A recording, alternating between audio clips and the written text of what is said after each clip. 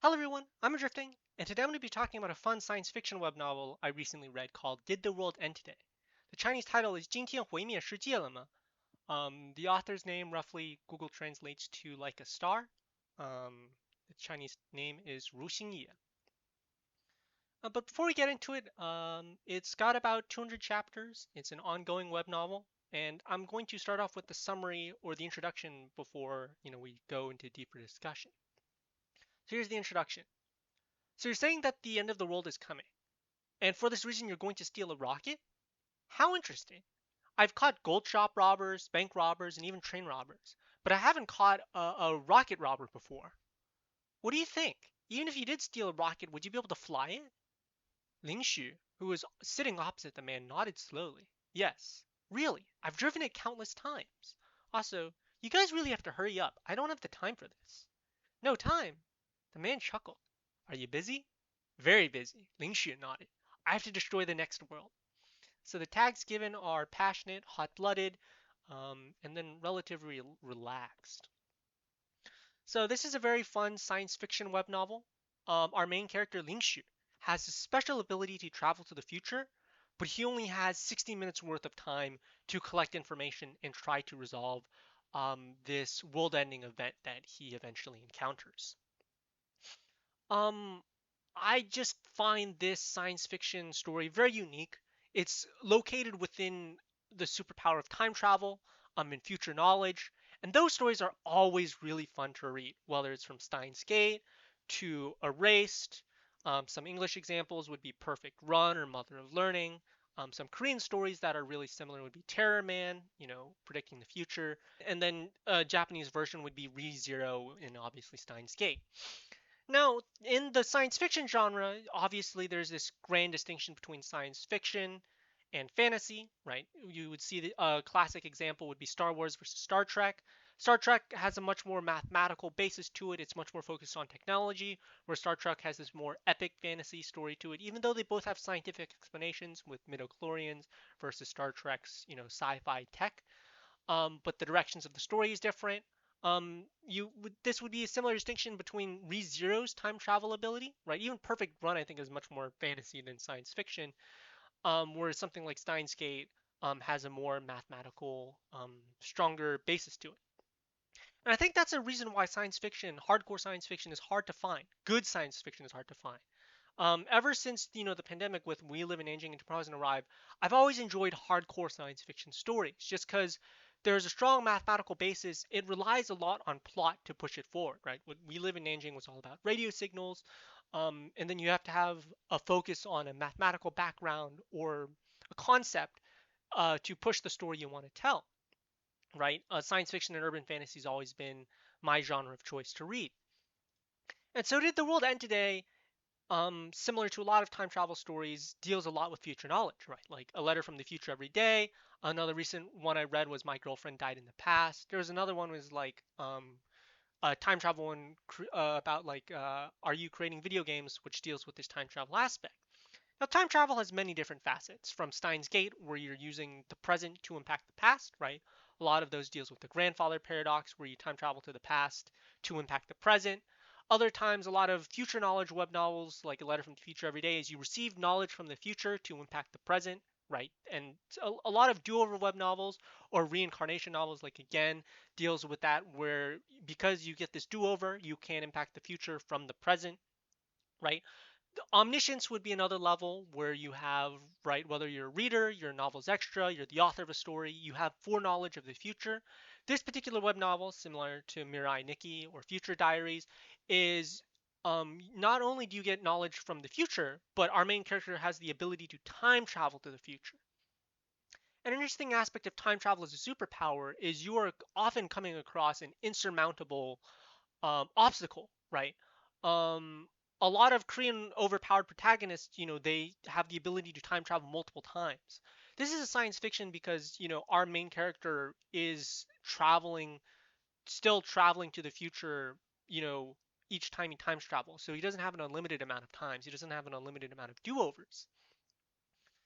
So he's constantly trying to change the present to see different outcomes of the future, right? It's not a parallel universe. I think it's still They are explained as parallel universes, but he is stuck onto a certain track, like reading Steiner and Steins Gate.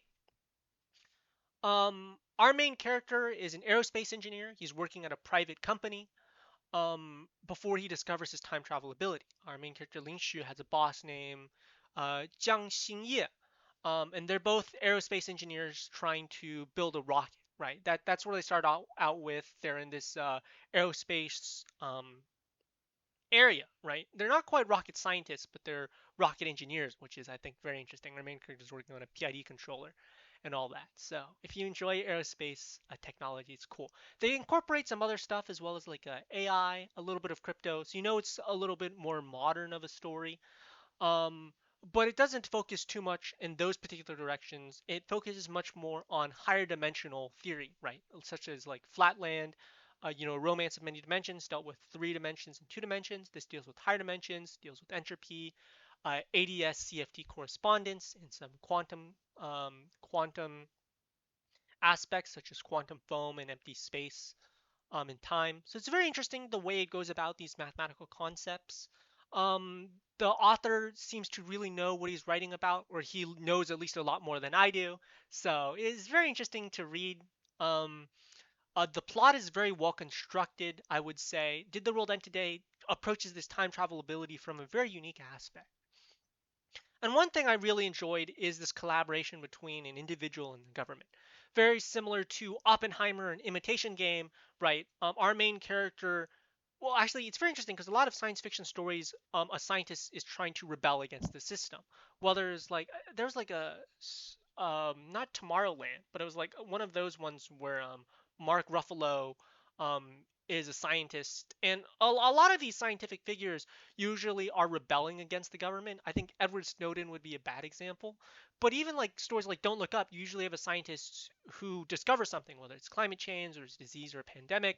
Um, they, you know, are they are kind of they become a realist from an idealist, right? They kind of disbelieve the government, or they feel like the government's too corrupt and restricting their own ideas, so they often go to a private institution or try to resolve problems on their own way, right? The rebellious scientist mindset.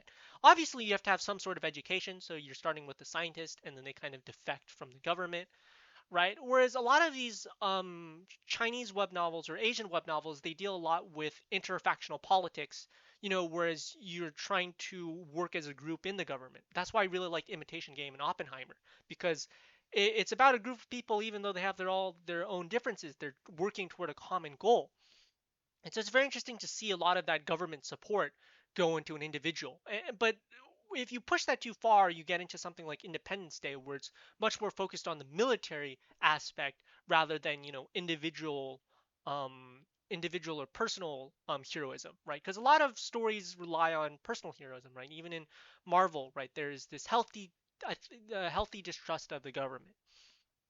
And so I think what makes a science fiction novel really fun is, our main character, because he doesn't have to deal with a lot of real life aspects like Tomorrow Hasn't Arrived of a private institution and gaining their own resources.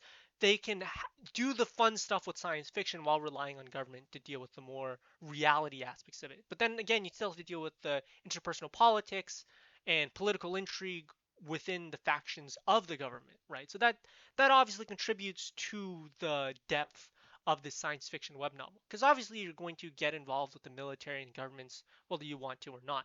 I recently read another really detailed science fiction story entangled in this fan fiction world that I found really, really cool. But yeah, did the world end today? I really enjoyed the scientific explanations. I enjoyed dealing with how the main character, having knowledge of the future, um, is trying to face all these specific problems, right? There's always this fun aspect of personal heroism when a main character is struggling through their own personal crises, right? Um, and I felt that Did the World End Today just dealt with this so well, right? He's constantly destroying these future worlds. He's constantly through this story trying to promote certain moral character, a moral bottom line. Even though he has a superpower, he's trying to stay somewhat normalized, right? We see this with Magician of Clocard. I feel like a lot of Korean protagonists overpowered. They deal with their own personal weaknesses, right? That's why I really like the weak protagonists or Munchkin protagonists in Korean web novels because they seem a little bit more real. When you have these infinite do-overs, right? Like even in ReZero, there's this constant idea that the main character becomes almost detached, almost like a god. And Did the World End Today deals with a lot of these moral dilemmas of dealing with these higher dimensions.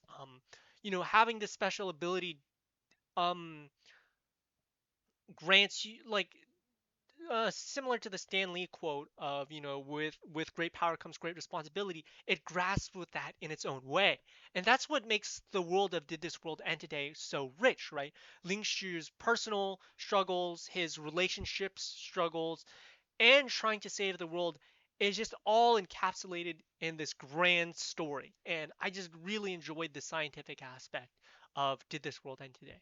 So yeah, definitely give it a try. It's an ongoing story by Ru Xingye. Um, I will say the relationship aspects kind of does grind on me just because I'm reading it update to update. I still enjoy um, I'm not a literary giant more, but I just found this to be a really high quality science fiction story. A lot of science fiction stories, how it'll end, I can never guarantee it. Usually, you'll either enjoy it or you won't. And especially with these time travel stories, there's always a new obstacle. Once you solve one, you move on to the next one. So I do notice there's going to be a couple of arcs, and what will determine the legacy of the story is if it drags on or finds a good place to end. But so far, I found it really fun and very well executed. So yeah, I really highly recommended This World End Today just as one of the more recent stories I've read and as I think a decently high quality science fiction story. So yeah, that's Did the World End Today? 境界毁灭世界了吗? And we'll stop here.